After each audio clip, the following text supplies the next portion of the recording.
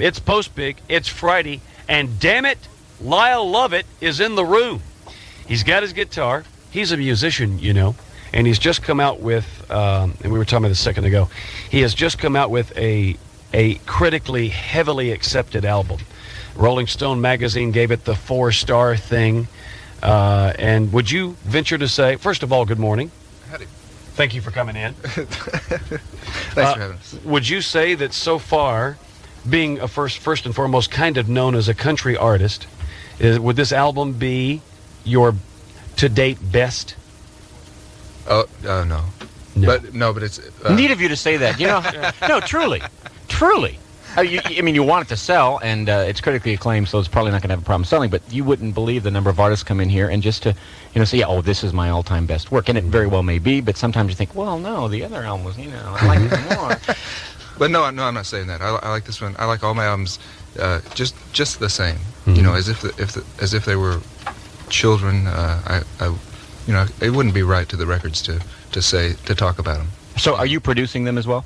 I get to be involved in the production. I get to co-produce them, and worked for the first time on this album recording in Los Angeles, and it was a great experience. All right, now speaking of producers, a lot of musicians and people will, much like actors, which we'll get into that, because you just touched into that area too, which is cool. A lot of people like to bring in different producers because a different individual will bring something else out of that artist that they may have a point where they keep pushing and keep hitting and say, no, I want you to try this over here. And even though you may disagree with that, you still kind of go try it and see how it feels. Do you like to bring in fresh blood and different stuff like that? Well, no, not really, no. But say, okay, well, he likes to have it his way. No, you wouldn't believe the number of artists that come in here and say that they like to bring in. But no, I was fortunate to work with George Massenburg, who is a wonderful producer and a great engineer. Engineered all those great Little Feat records, and has been producing and produced Linda Ronstadt's latest stuff, and Aaron Neville's record, and the new Little Feat stuff, and it was great to work with. You talked about this not being your favorite album. Critically, has all of them been as well accepted as this one has been? The press has always been really good to me, and I like this album. I just don't want to slight the other ones. The other kids will get jealous.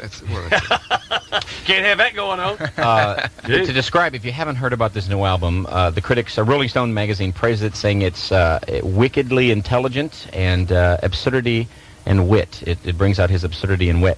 And this is how you describe the album, or how it's described here.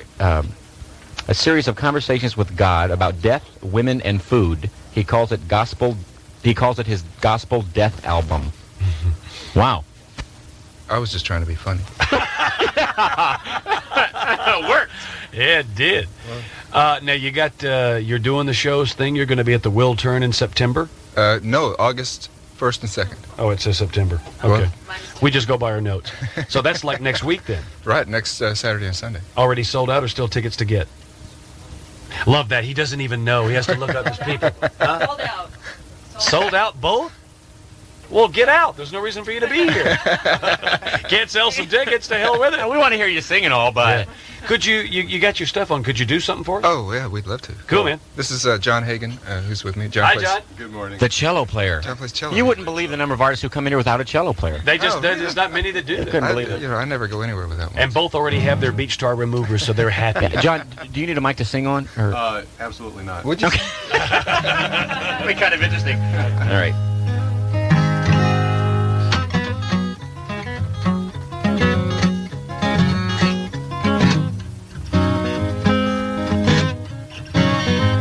Well, the sun comes up in a coffee cup. Waitress, please, I've had enough. Lord, I can't believe what I see. How could you be alone? Sit right here beside me, girl. Make yourself at home. I've been to Memphis and Muscle Shoals, and I love a woman what I don't know. When the sun goes down, it's another town. A bartender, please, another round. Lord, I can't believe what I see. How could you be alone? sit right here beside me, girl, and make yourself at home. I've been to Houston and San Antonio, and I love a woman, what I don't know. Sherry, she had big ones, and Sally had some too. But Allison had little ones what hate to go to school. And I make my bed where I lay my head, and I wish I heard what she just said. Lord, I can't believe what I see. How could you be alone? Sit right here beside me, girl, and make yourself at home. I've been to L.A. and El Paso, and I love a woman, what I don't know.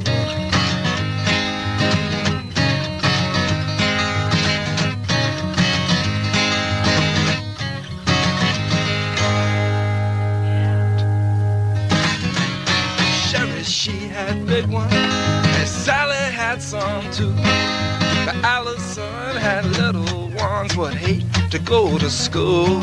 And I make my bed where I lay my head, and I wish I heard what she just said. Lord, I can't believe what I see. How could you be alone?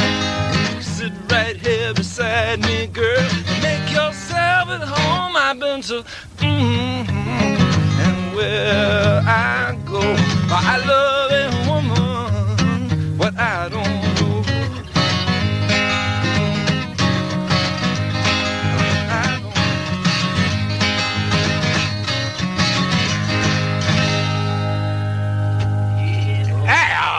Yeah, boy. John Lovett.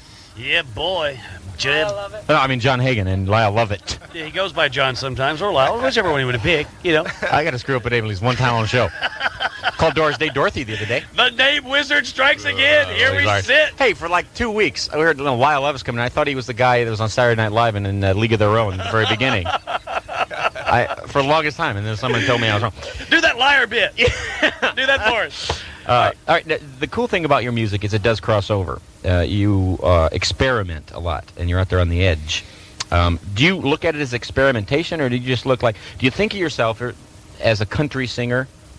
Oh, sometimes I write country songs. I like country music, but I like all different kinds of music, and I don't really feel so much on the edge. You don't seem to, even though there are those that categorize the sounds that you make, it appears as though your music is just kind of your music. It's going to be what it's going to be. And not that having a gospel death album is on the edge or anything, Lyle. Talks to God about death and food. Two subjects you want to get into when you're talking to God. All right, now also, along with all of this, your music and whatnot, you also have dealt with the acting thing, and your debut turned out to be one of the bigger movies of the year so far. So that's a good shot.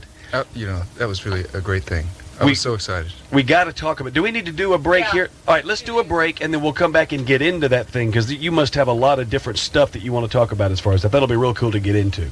Hang on with the bagel. We're just about to take a break. He's ready to bite that bagel, boy. All right, we'll be back with Lyle Lovett. And just called up afterwards and asked me if I wanted to be in the movie. You mean you had no real aspirations of being an actor? No. And I'm not sure I actually was. No, You did a good job. You really did do a good job, and that's so odd that you didn't even really go after something like that.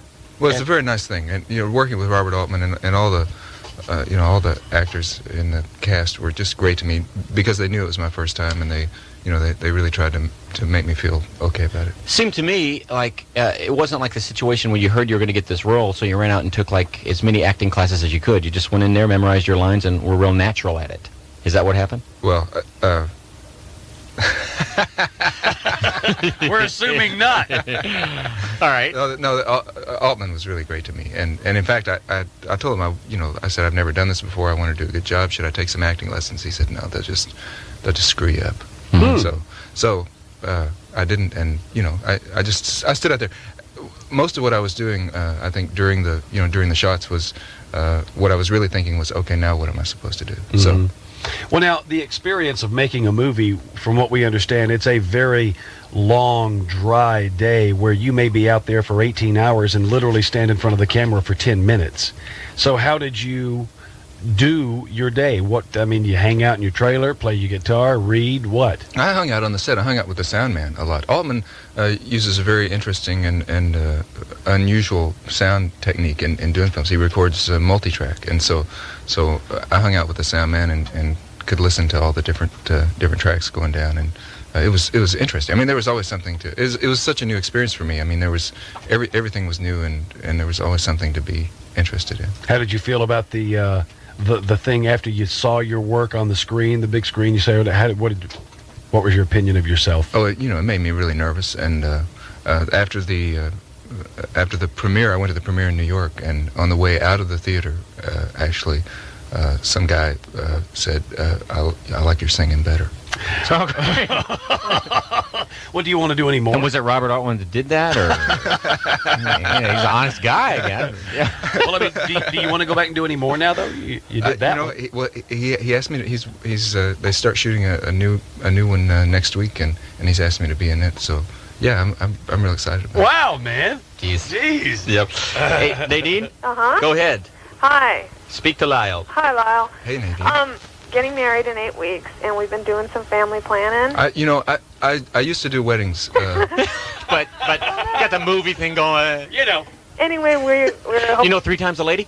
we're hoping to get pregnant right away, and if we have a boy, we wanted to name him Calloway, and we wanted to check on whether your story is true or just an embellishment.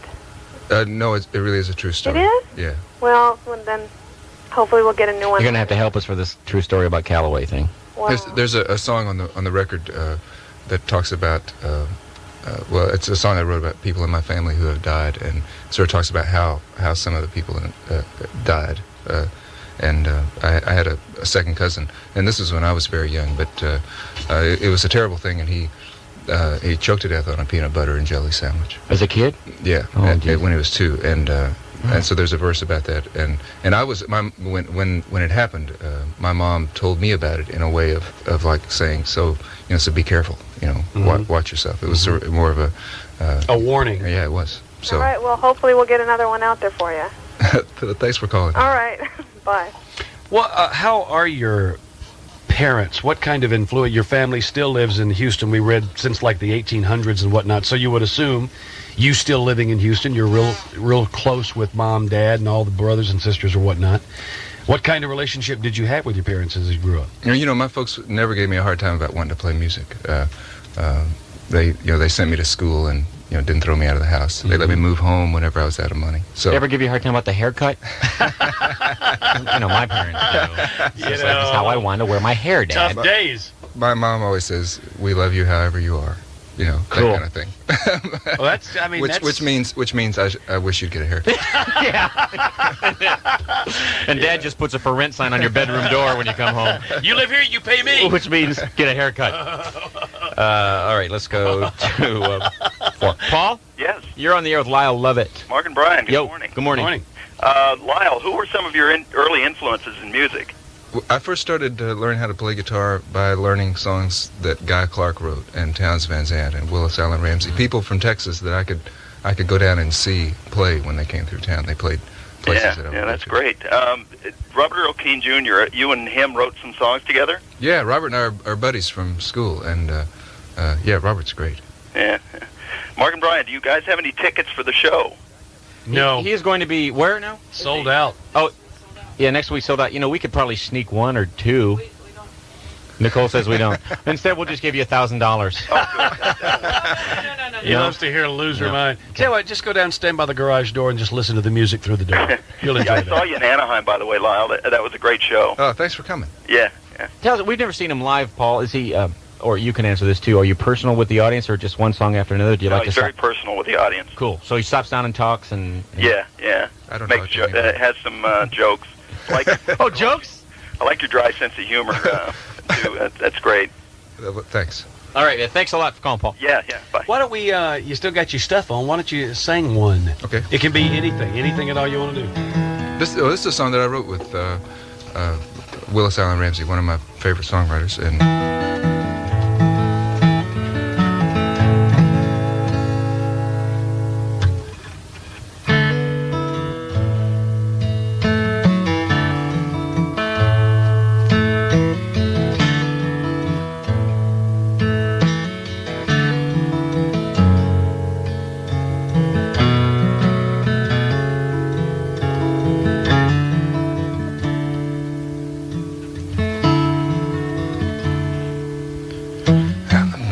from North Dakota, they drink a whiskey for their fun.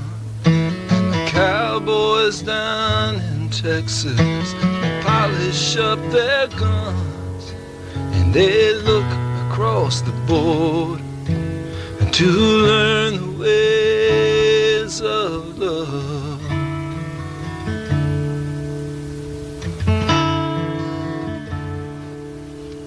If you love me, say I love you.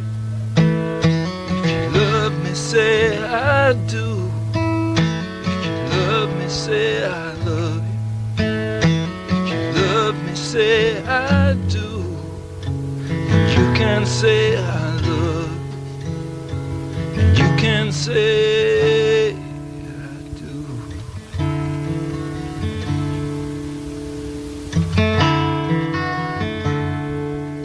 So I drank myself some whiskey, and I dreamed I was a cowboy, and I rode across the border.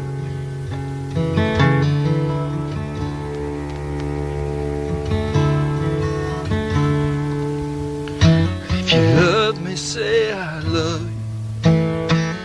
Love me, take my hand. If you love me, say I love you.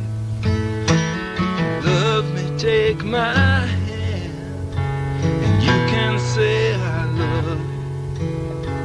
And you can head waking up with your arms around my head. Told me you can sleep forever, and I'll still hold you then.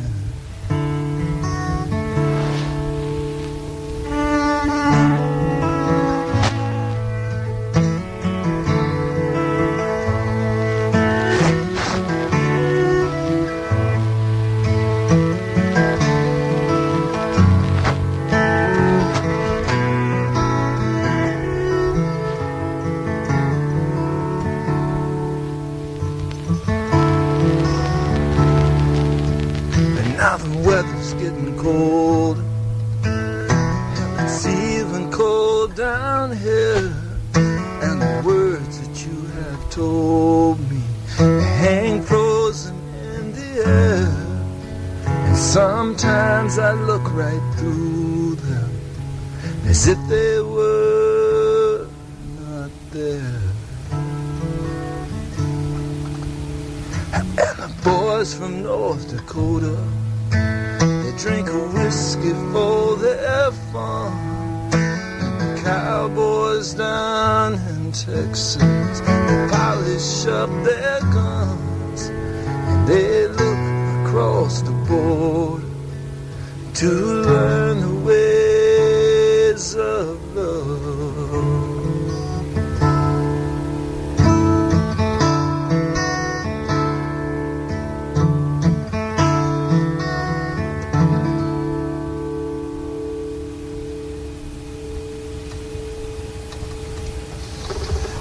See, that was real special. Yeah, This is very neat. The cello was beautiful. Oh, thank you very much.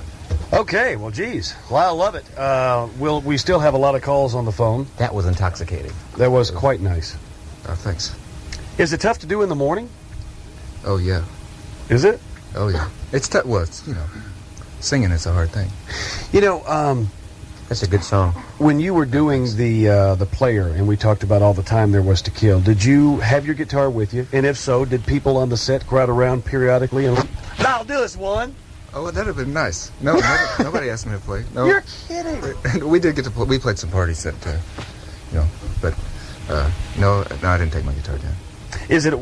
Was it a real intense working, comparing, say, putting an album together and putting a movie together? Was it as intense, different, and how? Well, it was, in putting an album together, I'm there from the beginning to end, and watching everything that happens. And I, doing the movie, I just sort of had to know my part and show up and do that and just get to hang out the rest of the time. It was, it was great. It was like a vacation. Boy, you got a buddy in Robert Altman. He was great. He was just, really great to me. All right, there's a lot of phone, and we usually take over. Yeah, Nicole's saying take a break. A quick one. We'll be right back with Lyle Lovett. Still working on that, what is that, bagel? I thought we had 2 commercials left. No, that's it. Let's all just hear you chew. Come on. Lyle, you love this. Mark, chew. Listen to the saliva squeeze in and out of the leftover. All right. 95.5 KLOS, 21 minutes about till 10 o'clock. And the song you just heard is on the new album that's called Joshua Judges Ruth. And is there a song on here you'd like us to play from the disc later that you can't play here for some reason? Looking at the record people. The record people standing in back. Yeah, that would be great. There's a song, the second track on it is a song called Church. And that's one that it's got some vocals on it. Okay. And that would be really cool. All right. Is this Jolene? Joellen. I'm sorry, Joellen. Go ahead. You're on the air with Lyle. Hi, Lyle. How you doing? Fine, Joel. How are you doing?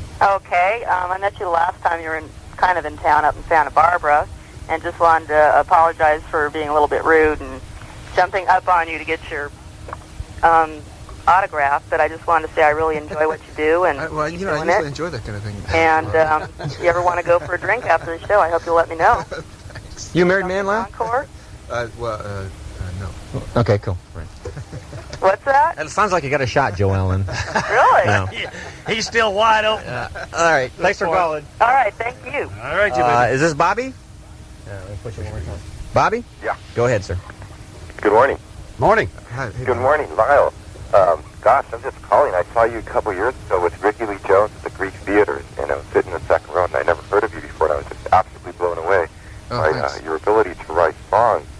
Those poems were just wonderful. I loved it. Oh, thanks. We spent the summer together, Ricky and I did. It was in... Oh, I'm sorry. I can really barely hear you here. It was the summer, 2 years ago, the summer of 90, and that's how I got to know Ricky, and she was so great to work with. That's how she came to sing on this record. So she did sing on the song you just did for us? Yeah. She sang on that one. All right. Thanks a lot, Bobby. Yeah. Anything else, sir? I completely lost you on the phone, so I changed phones here at the office. Oh.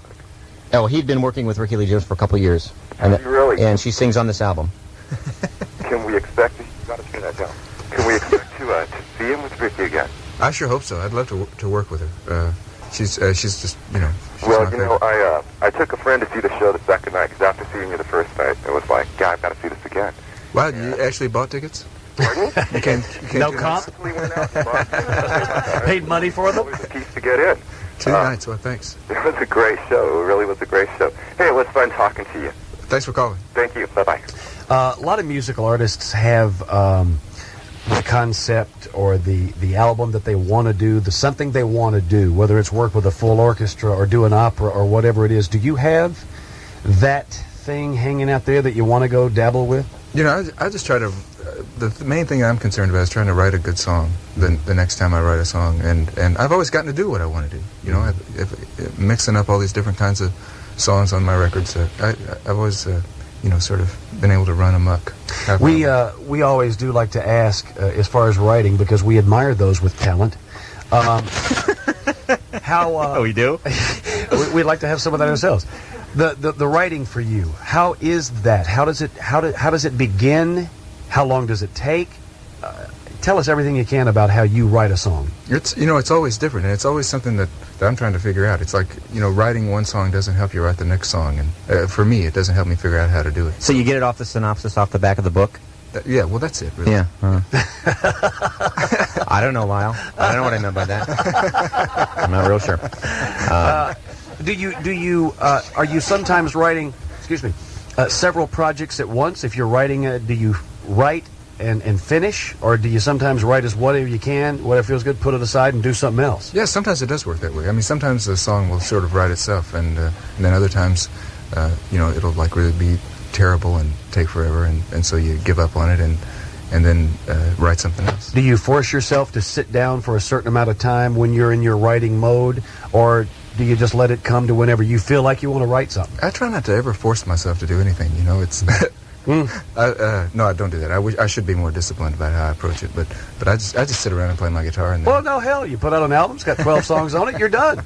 Wait till the next one. Be more disciplined. Your career's going so badly. I'd really work on a discipline thing. Hey, Kelly? Yes. Lyle Lovett's here. All right. Go ahead, sir. Yes. Hey, Lyle, how you doing? Hey, Kelly, it's great. How about you? Glad you made it to L.A. Hey, I noticed on your liner notes that you credit your producer George Massenberg with providing the worst joke. And since Mark and Brian have been known to tell some pretty bad jokes, Yes. So I wonder if you could pass that joke along today. George's joke, and George, I put it on the album, the credits on the album, because he would tell this joke, ask this question of everyone that walked in the studio, and so we worked together for 3 months, and by the end of this 3 months, we were in real pain. Real tired of the joke. Yeah. So I provided the punchline on the album cover, and I refused to give the punchline myself. You had to read about it, but the setup for it is the question. The riddle is, what did the snail riding on the turtle's back say? What did the snail riding on the turtle's back say? Don't know. What did he say? I'm not. Well, it says it in the... Oh, I see the answer. That's the punchline, right in the liners of the album? Right, yeah, right. No, go ahead and do it. I refuse to. No, go ahead. I hate this joke.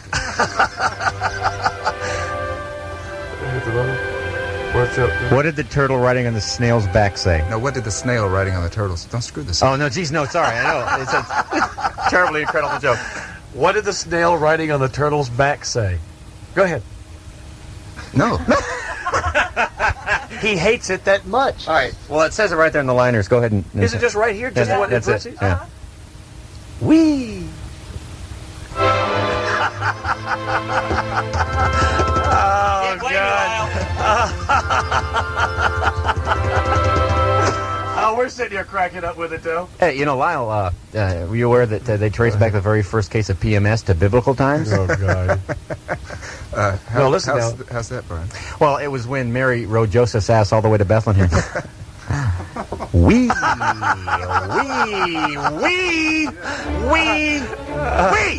Oh, God. Let's go to the phone. Well, I tell you what. You got something else in that guitar you can throw it for us? Sure. All right, listen, and then we'll go to the phones again.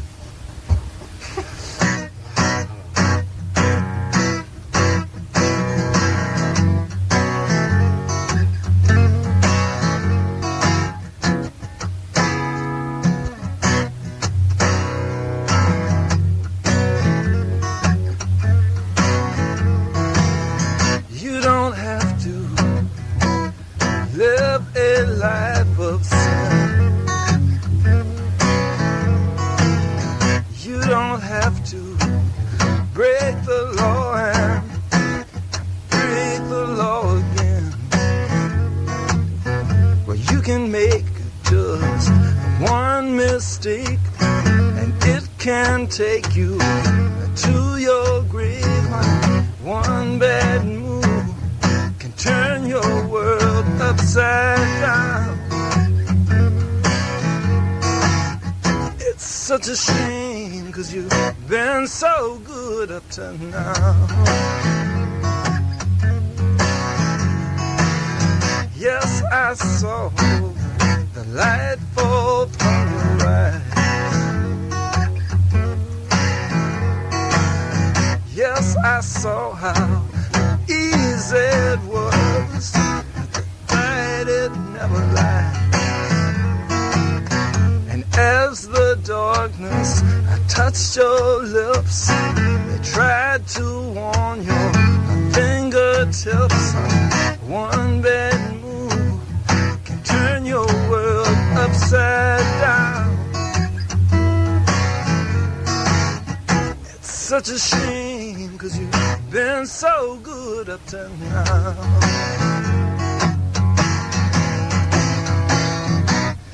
When he looks at you, what will he see? Well, you cannot hide from him, babe. hide from me.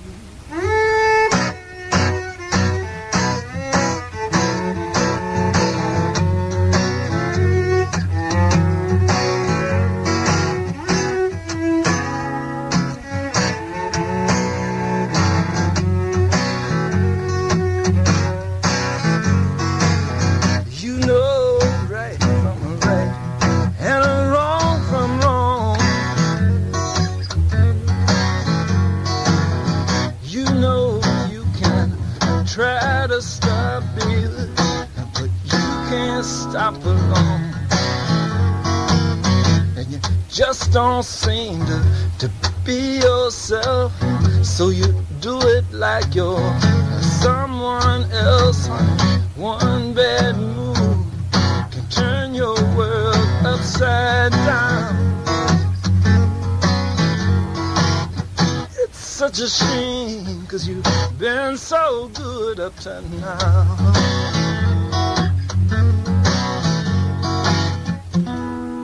It's such a shame, 'cause you've been so good up to now.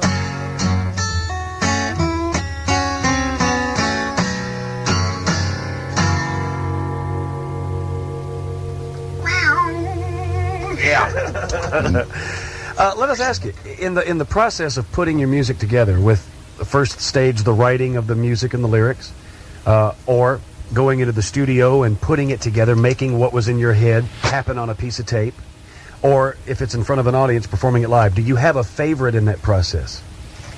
Wow, I'm just always happy when I can think of something. Yeah, good answer there, Lyle. That's really true. And and then if a song comes out and you like it, I mean, that's a great feeling. Do you find it difficult, because sometimes when you're writing your music or your lyrics or whatnot, you have a way you want it to sound, there's a certain thing you want it to become, and then you maybe get into the studio. Is it difficult to bring that out of here and make that happen on a piece of tape to where you're real happy with that? I've been really lucky to work with great musicians, and John's been playing with me since 1980, and really? The guys. How's he pay? The guys don't answer. Benefits, hospitalization, dental. Can you get all that?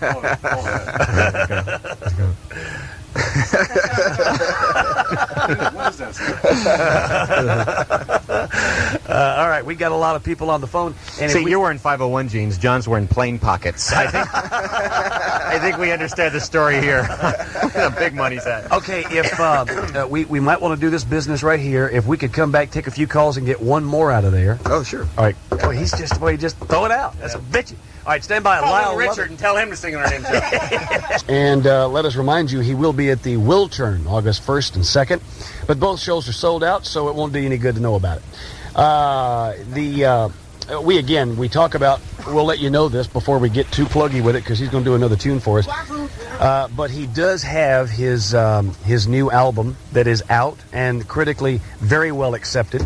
He has already stated that it's not necessarily his favorite. He likes them all because they're his children.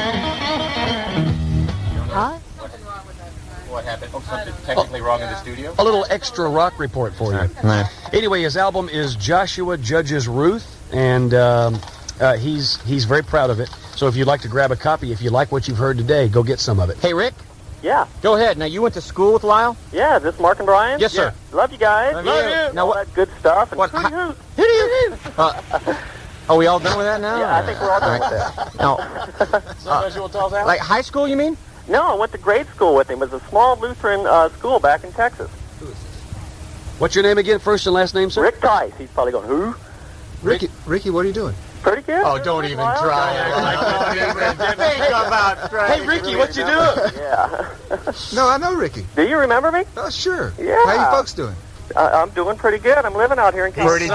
Pretty general questions there, man. You need to give us one characteristic that you remember from this guy. Okay, Lyle Lovett. No, Lyle on you. Oh, Lyle on me. Oh, Ricky was a great baseball player, and he was really bow-legged. That's what I remember. Is that true? That's true. Wow! Very impressive. All right, I am impressed. Well, but then again, we're talking about Texas. Who is it? Great baseball players and bow-legged. Grow up with the livestock, Get the yippee out there. Now, is my time for Lyle? Yes, go ahead, sir. Okay. I remember Lyle was a dorky little kid, and it was kind of funny because, you know, all the guys be playing baseball and stuff. Lyle would be off playing with the girls. Really? Yeah, but listen to him now. I know it, how times change things, huh? Now, Lyle, I'm calling him. He's probably going, Rick who? You know, and now Lyle Lovett. Whoa, it's cool, Lyle. No, he remembered your bull eggs.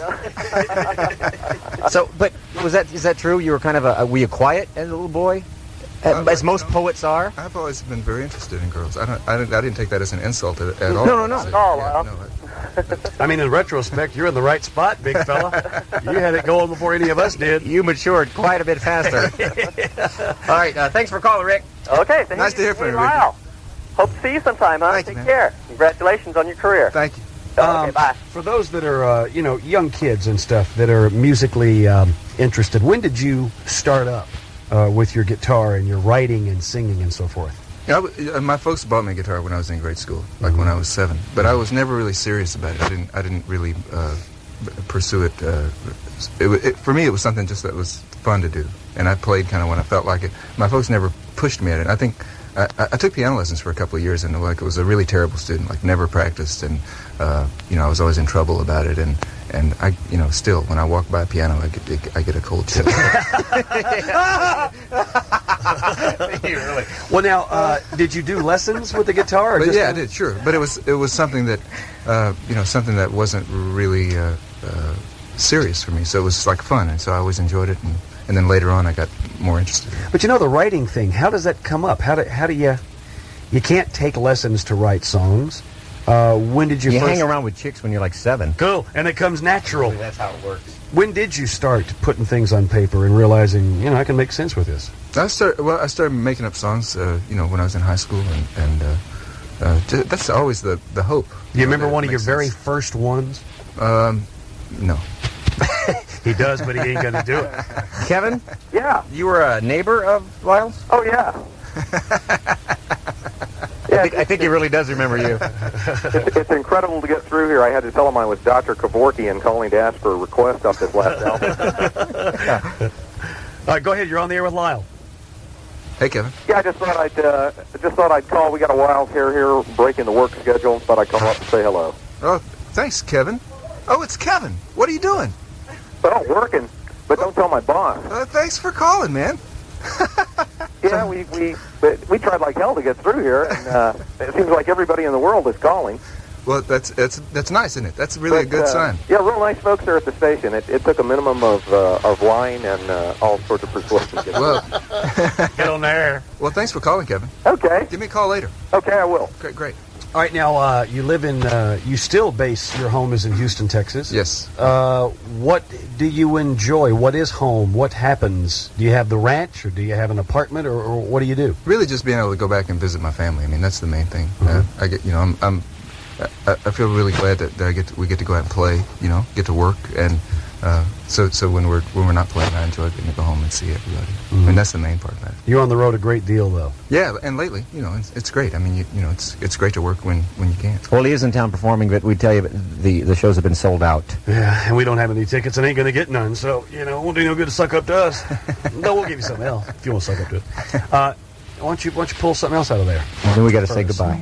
Thanks. I didn't know we were going to get to do like this much stuff. This is really fun. Look, Thanks. we normally have to beg people to please play something live, and you are just throwing them out. This is fabulous. This is a song from my second album, and it's called "If I Had a Boat."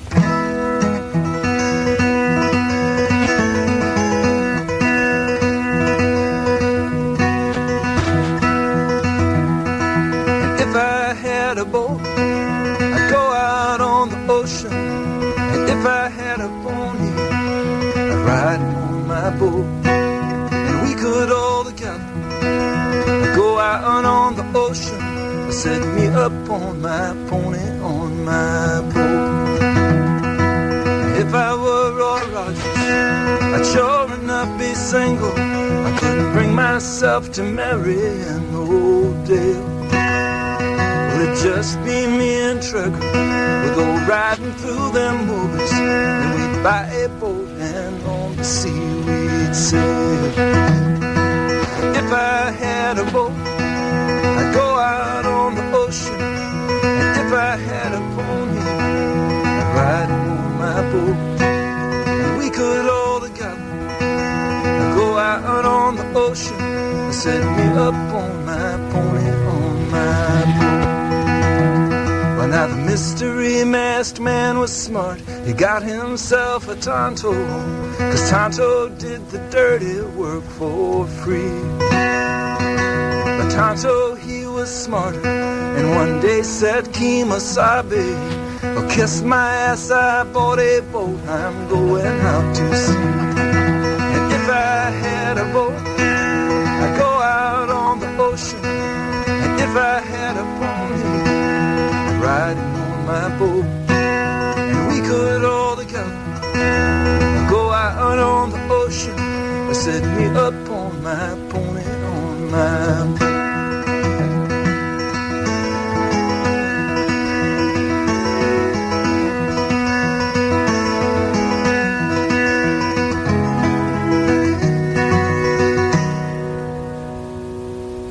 If I were like lightning, I wouldn't need no sleepers. Well, I'd come and go whenever I would please.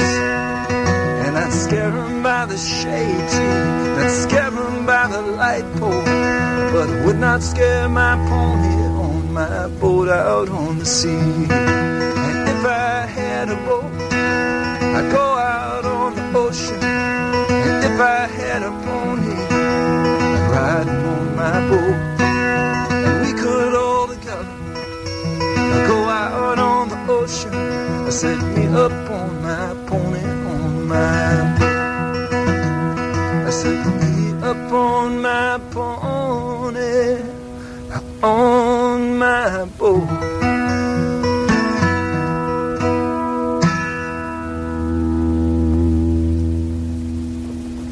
Kemosabe, it's got me a boat. Kemosabe, kiss my ass, I bought a boat.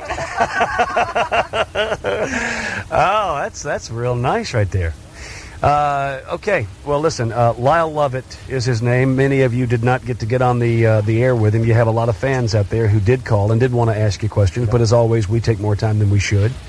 Hopefully, there's a lot of people out there like ourselves who weren't really all that familiar with a lot of your music and have been enlightened to that, and will go out and maybe discover what you got going. Obviously, a lot of people already have. Will Turn sold out 2 nights. Best of luck with that. Thanks for having us on. And, you know, if the movie thing is still happening for you, which obviously it is, you had a great debut there in The Player. Keep it up. Thank you so much.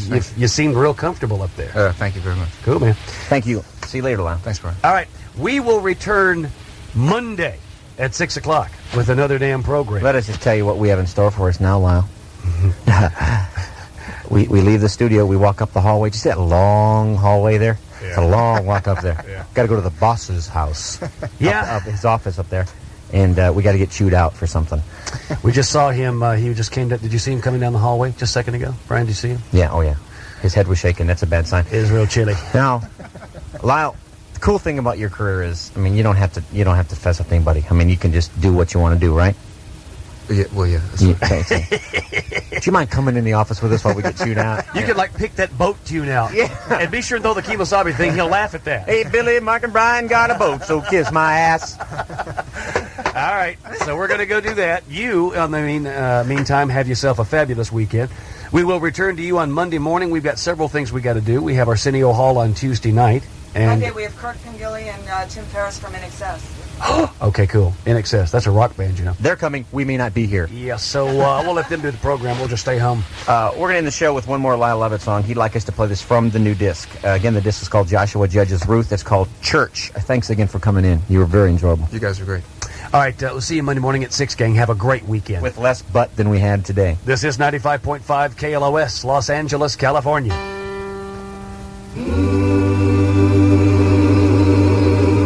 I went to church last Sunday so I could sing and pray. But something quite unusual happened on that day. The church, it started right on time, just like it does without a doubt. And everything was all just fine, except when it came time to let us out. You know, the preacher, he kept preaching. He told